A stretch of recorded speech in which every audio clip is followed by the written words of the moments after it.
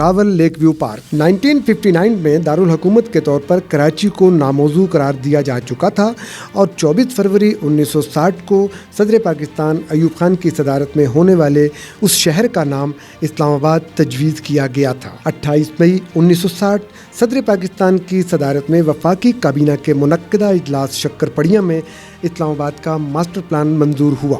اسلام آباد کے ہر سیکٹر کو تقریباً 2 کلومیٹر لمبائی چوڑائی میں بنایا جائے گا۔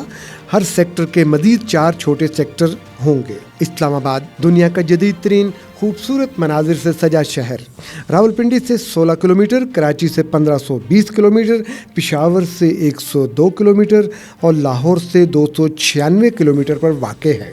شہر کی تعمیر کے بعد اس شہر میں سب سے پہلا آبپارا چوک تعمیر ہوا تھا۔ تربیلا ڈیم، منگلا ڈیم کے بعد راول جھیل حکومت Punjab small dams irrigation department کا تیسرا بڑا منصوبہ تھا، جسے راول ڈیم پروجیکٹ کا نام دیا گیا۔ راول ڈیم کے بعد انکرا پارک بنایا گیا، پھر شہر بننے اور بڑھنے لگا۔ عمارتیں، ہوٹل، پلازے تعمیر ہونے لگے۔ ایوان صدر، وزیر اعظم ہاؤس، وزیر اعظم کا سیکریٹریٹ، وزارتوں کے دفاتر، نیشنل لائبریری، عجائب گھر، چڑیا گھر، national art gallery, Lok Virsa, Jasmine and Rose Garden, Chattar Park, اور پھر منظر تبدیل ہوتا چلا گیا۔ راولپنڈی اسلام آباد سے جب ہم مری کی طرف مڑتے ہیں تو چھتر پارک سے کچھ پہلے باراکوگ کی بستی سے بھی ذرا پہلے راول لیک ویو پارک بنایا گیا۔ جیسے ہی پارک کے اندر گھستے ہی پہلی نظر اٹھتی ہے تو آنکھیں ساکت سی ہو جاتی ہیں۔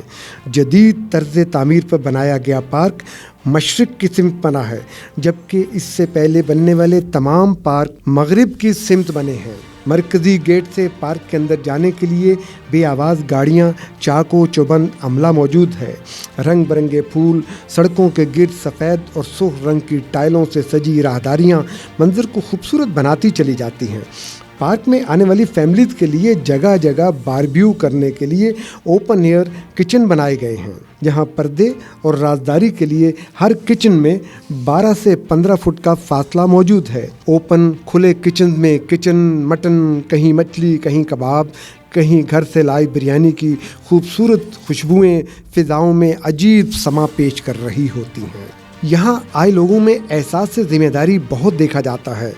لوگ کھانے پینے کے بعد بوتلیں، شاپر، ہڈیاں اور وہ سب کچھ جو انہیں رکھا ہوتا ہے بڑے شاپروں میں ڈال کر جگہ جگہ رکھے کوڑا دانوں میں ڈالنا فرض سمجھتے ہیں اور بھولتے بھی نہیں۔ لیکن اگر کہیں بھول چک ہو جائے تو یہاں پہ صفائی کا عملہ ہر وقت موجود ہے جو یہ کام سر انجام دیتا ہے۔ ذرا سا سامنے دیکھیں تو سامنے راول جھیل کا خوبصورت منظر ہے، جس کے کنارے کشتیاں کھڑی ہیں۔ اب آپ باغ سے جھیل کی طرف آ چکے ہیں۔ جھیل کا مرحلہ ہے، پانی سے ڈرتے لوگ کنارے پر ہی بیٹھ جاتے ہیں، کچھ کھڑے رہ جاتے ہیں اور کچھ زندہ دل لوگ کشتی کا سفر کرتے ہیں اور جھیل کے نظارے کو اس جھیل میں سفر کرتے ہوئے محسوس کرتے ہیں۔ پانی، پھول، خشکی، درخت اور سب سے بڑھ کر صفائی اس خوبصورت راول لیک ویو پارک کو اور خوبصورت بنا دیتی ہے۔ لوگ تو واپسی کا خیال ہی بھول جاتے ہیں۔ راول لیک ویو پارک احساسات، سکون اور زندگی کے رنگوں کا حسین امتزاج ہے۔ خالد مجید، حق نیوز۔